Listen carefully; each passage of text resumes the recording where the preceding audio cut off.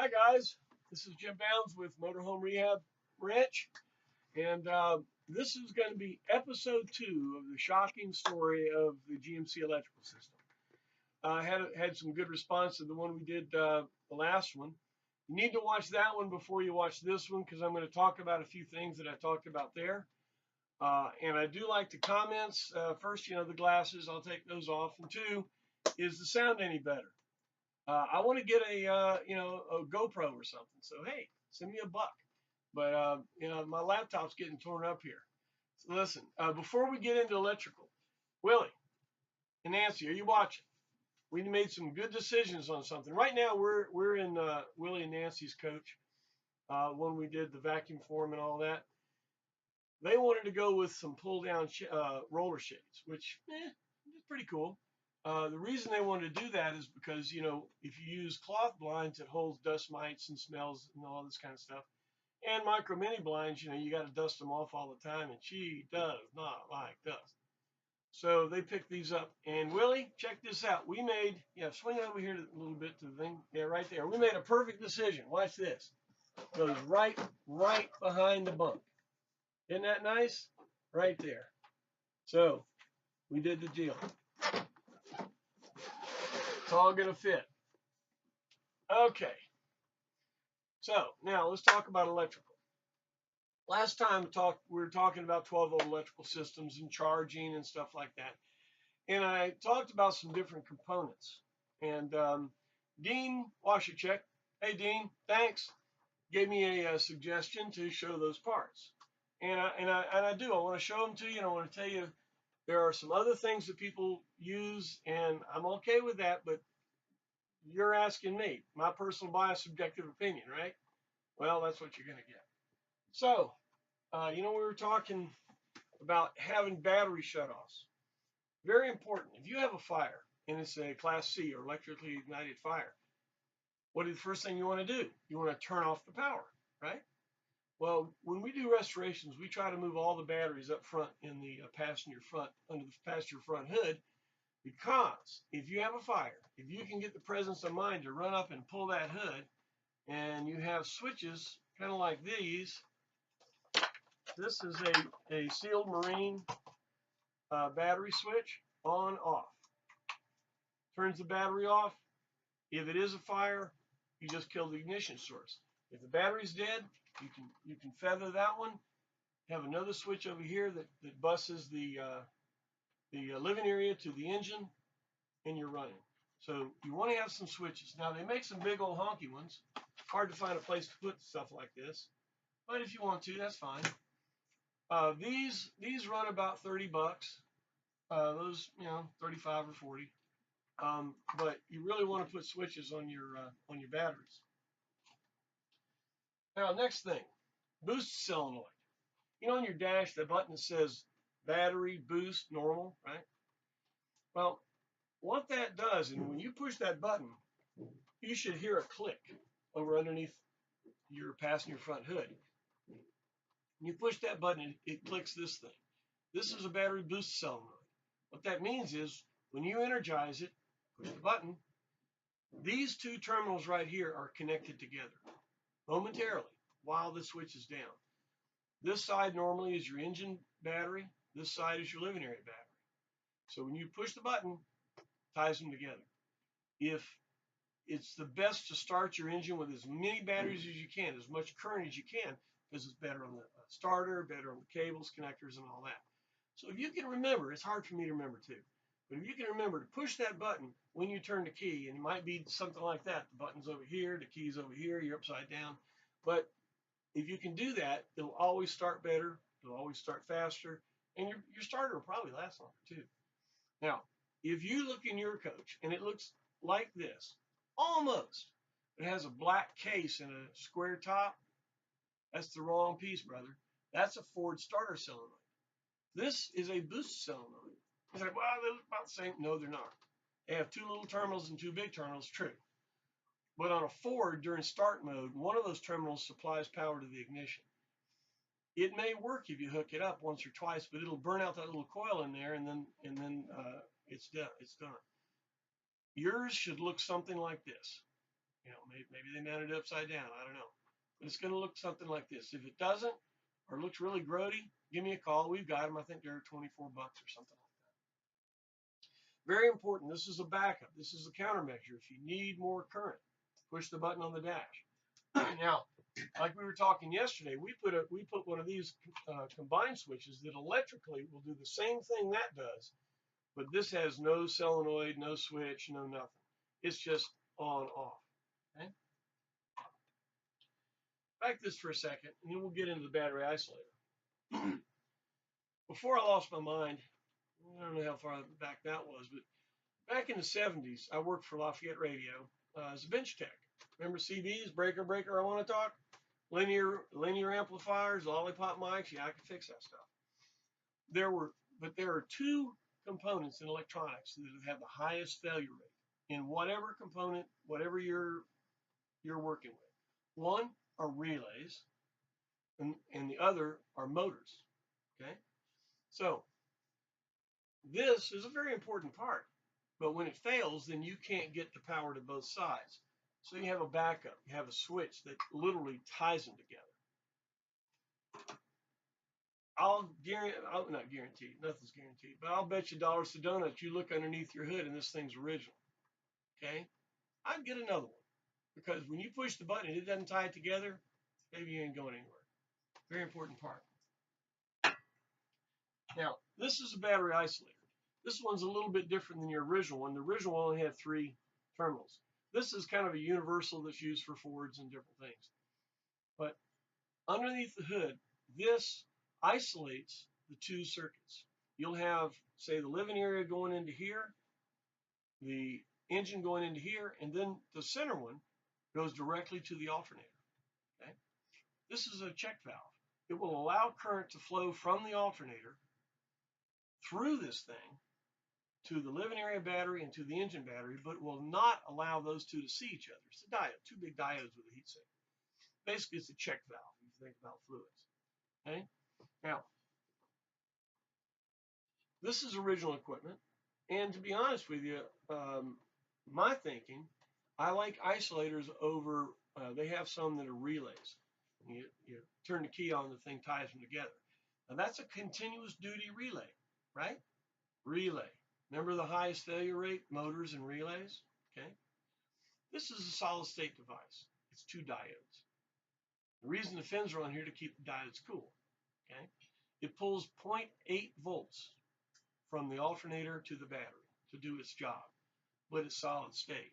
To me, this is a much more reliable way to go. If you want total reliability and not worry about it, I would keep your isolator.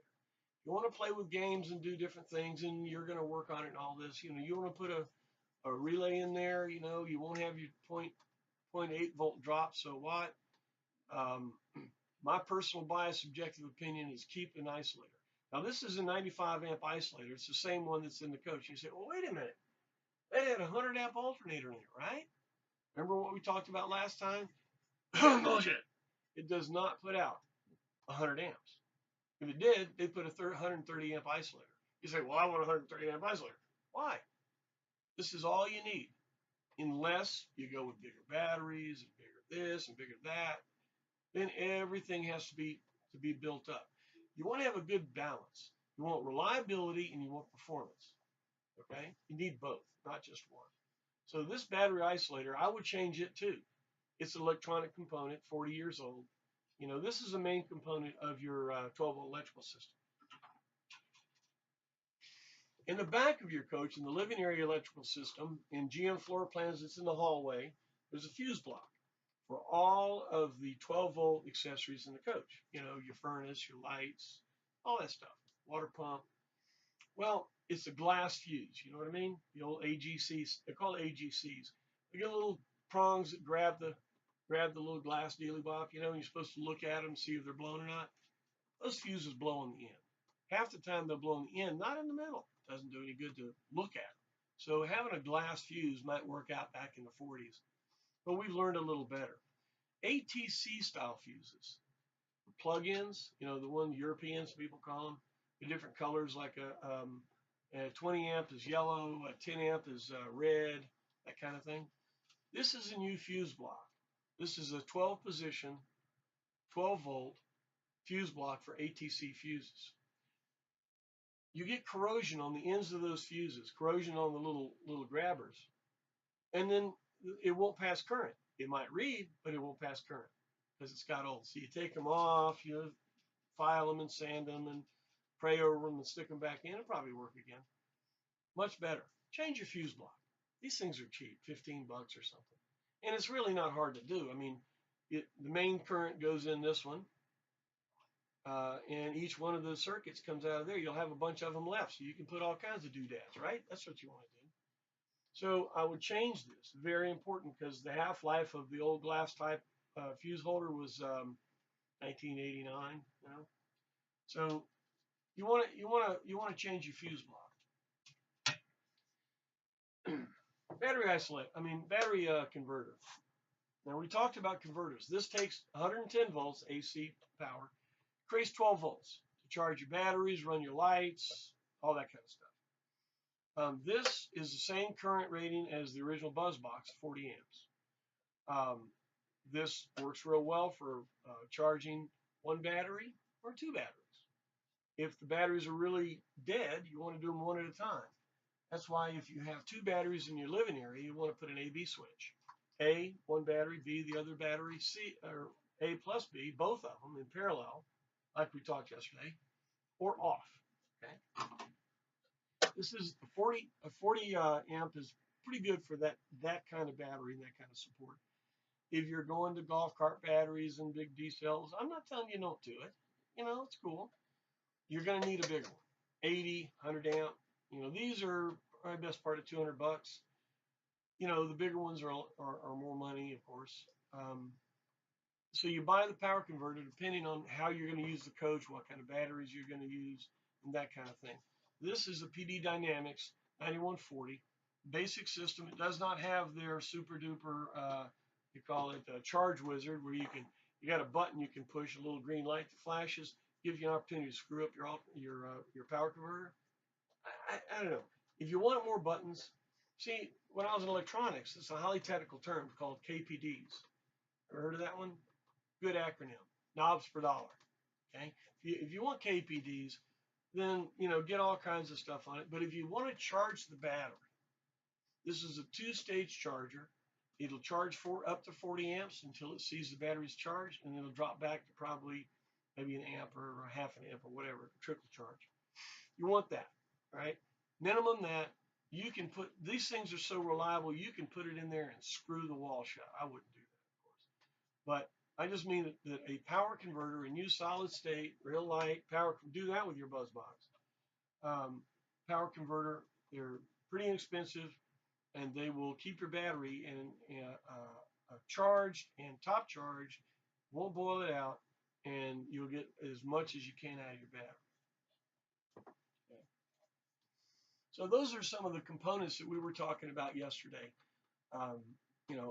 And like I said, if you haven't looked at episode 1, you want to do that one and come back. Okay.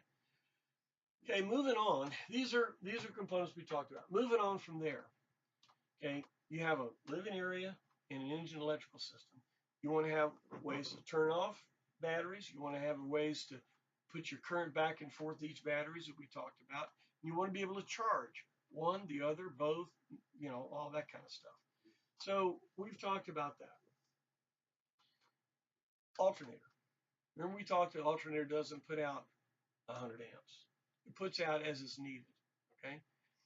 As the alternator spins down into idle, it's very, very hard for it to create current.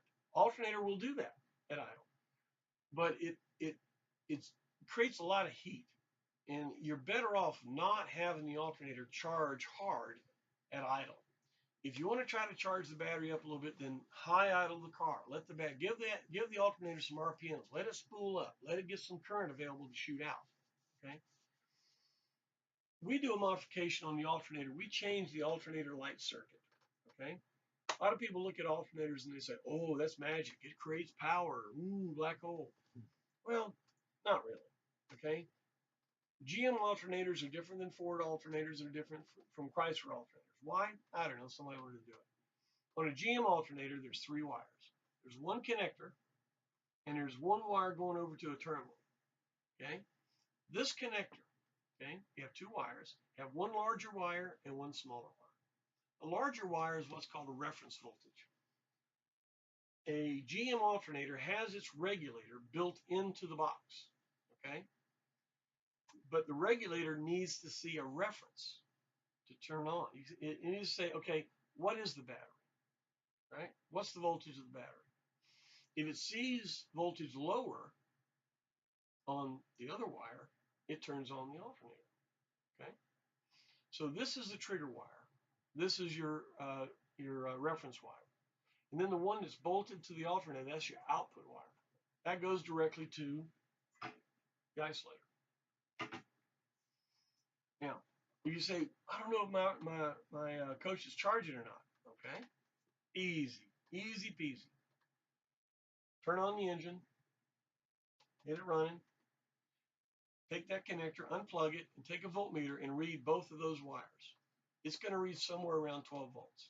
If it does, and you plug it in, check the output, the wire, the single wire coming out with your voltmeter.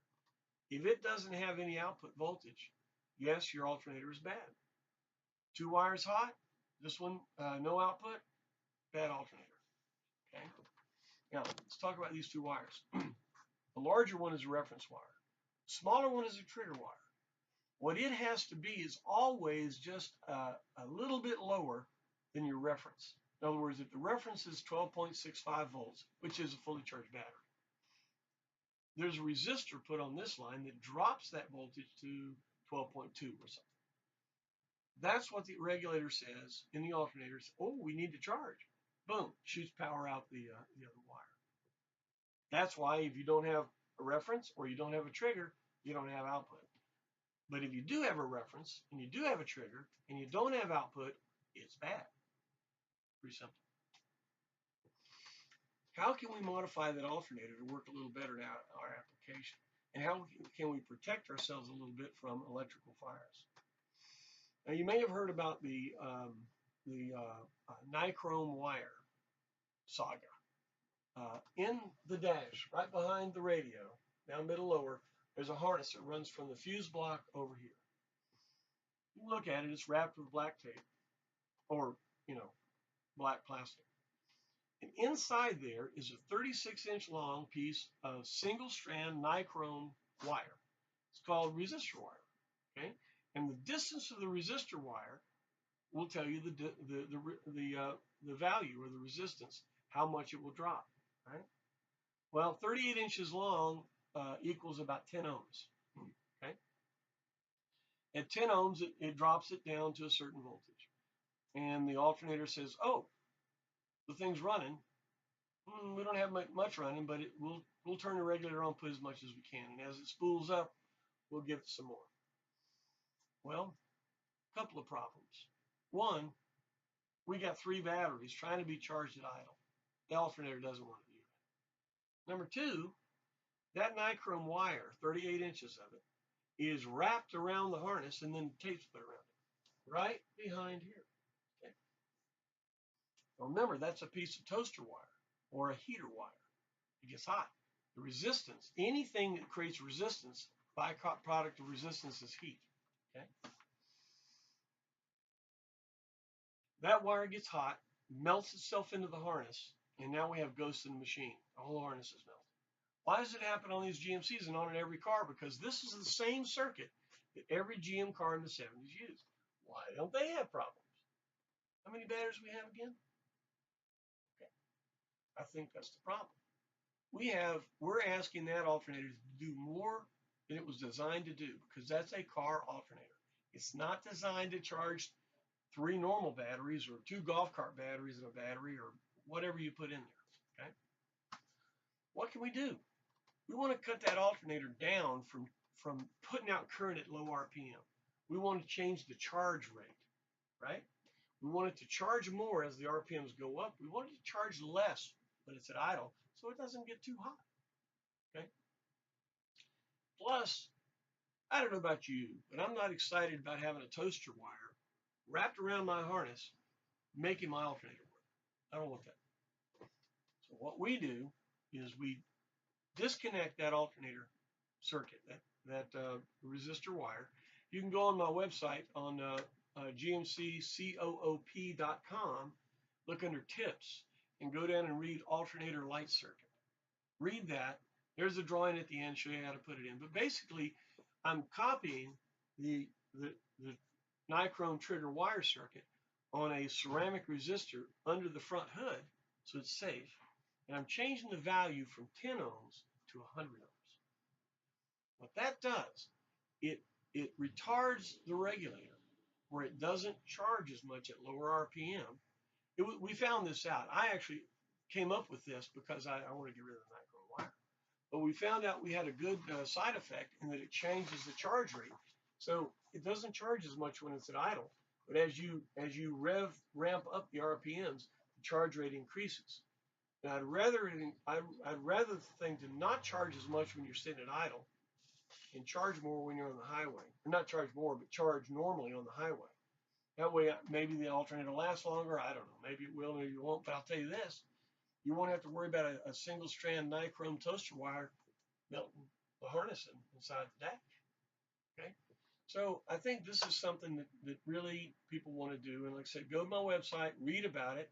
If you have questions, it's 3 wires, 3 hookups, and 2 components. I'll save the components for $5. It cost me, honestly, about 70 cents.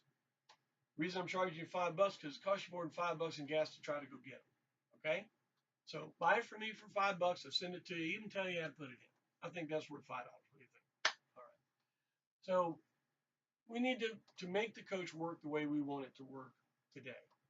All right. Well, what else you want to talk about? 12 volts. We've got 2 systems. We've got living area and we got the engine electrical system. Engine electrical system fuse box is in the glove box. Living area is in the hallway, right? One way to really tell what wire is what, because you look under the hood and you go, oh my God, look at all those wires. The living area electrical system will be a standard looking GM harness. The wires will be wrapped, there'll be colors, they'll be the same gauge wire. They'll look older because they're 40 years old. They'll have strings on them and stuff. Those are wires in the engine electrical system harness. Okay. Other wires that you find that are maybe a bigger gauge or nothing around them or come up like in Royales, Coachman built coaches. There are 2 inline black fuses going to the boost solenoid. That powers the furnace and the water heater. In other words, in a Coachman, all of the living area fuses are on the fuse box except for the furnace and the water heater, and they're up front. Okay, so you got to kind of know what electrical system you're working on. And when you work on electrical system, do 1 wire at a time. If you don't know what you're doing, don't take anything apart. Think what you're doing, look at it, and trace the color codes of the wires. See what they do, see where they're going. Only start whacking stuff apart and cutting stuff up when you know what that wire is. It might be something, that might be going to China or something, make a sinkhole. Know what the wires are before you start cutting and changing. And when you do change something, put it in a logical way, terminate it, use crimps, use bell crimps, do whatever. Put a good connection, use good thick wire. Don't use that little skinny 20 gauge stuff that they get with you. Speaker wires and all that stuff. It's bad. It's real thin. We use 12 and 14 gauge multi-strand hookup wire, different colors and stuff like that. Put it in where you can figure out what it is later. Like 10 years from now, you look at that. What the heck was that? Try to maybe even write it down. Some of the times on the fuses, we'll label all the fuses. That's kind of nice. Inline fuse, label it. So when something goes bad, you can dig through there and find the fuse and change it out. Very important to have it clean, have the wiring clean and neat in order. It's called ghost in machine if you don't. Make sure all your grounds are good. Very, very important. 12-volt electrical system. In a GM built 12-volt electrical system, which is like a Palm Beach, Eleganza, Kingsley, what have you. That's a common ground 12-volt electrical system. In other words, you got a light. The light will have one wire coming from the fuse box to it, but then the other wire of the light will be to ground, right there. Okay. Now, Coachman, on the Royales and the Birchavens, they ran better wire, 12 gauge, but they ran a hot wire and a ground. The grounds are all white except when they're not.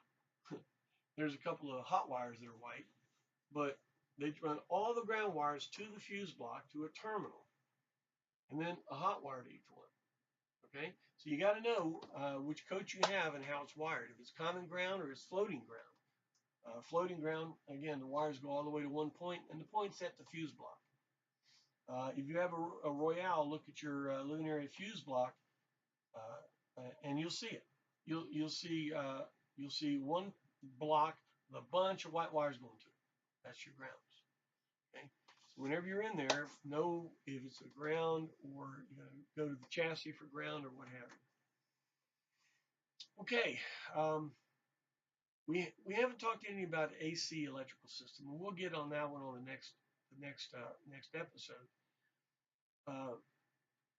You've got, again, two electrical systems, and they're separated. So a lot of people say, well, why don't I just hook them all together? It doesn't really matter. Reason they're separated, if something goes wrong in the living area, General Motors wanted to have a way that you could move the coach, disconnect the batteries, or disconnect the lights, or whatever's in the back, but you can still drive. I think that's still a very good thing.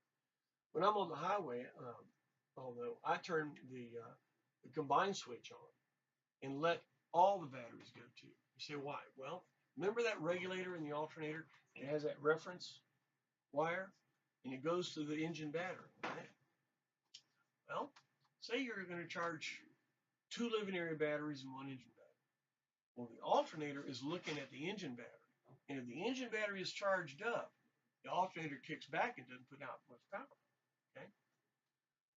So what I do is I turn the combined switch on, living area and engine. Both batteries are seen by the alternator, so if the living area battery is low, it'll keep charging. If the engine battery is low, of course it'll keep charging.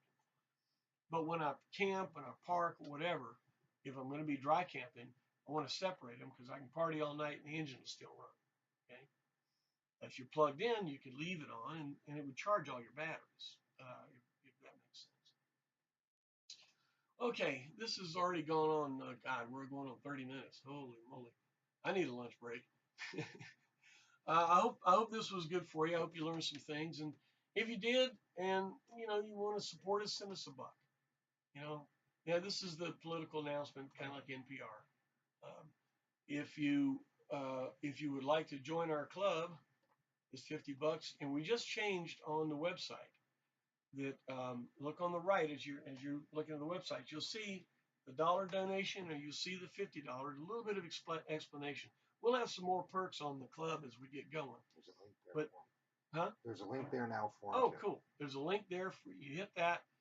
$50. You get a T-shirt. I'm gonna print some more T-shirts. We get a T-shirt plus my undying gratitude. You can call me anytime on my cell phone. 321-299-5707. Even if you're not a member, I'll talk to you. It doesn't matter. We'll have fun. Got a problem? Call me. But if you'd like to support us and do this and appreciate the fact that I'm doing this, become a member. I hope it'll be good for you. I'm wearing I'm an official pickle food truck, GMC food truck pickle honorary member, I guess. They won't let me work on the truck because I got to take a test. So, hey, thanks, Andy. Pickle me. We'll see you next time. Thanks for hanging in, and sorry it was a little long, but I bet you the next will be even longer. See you later. Bye-bye.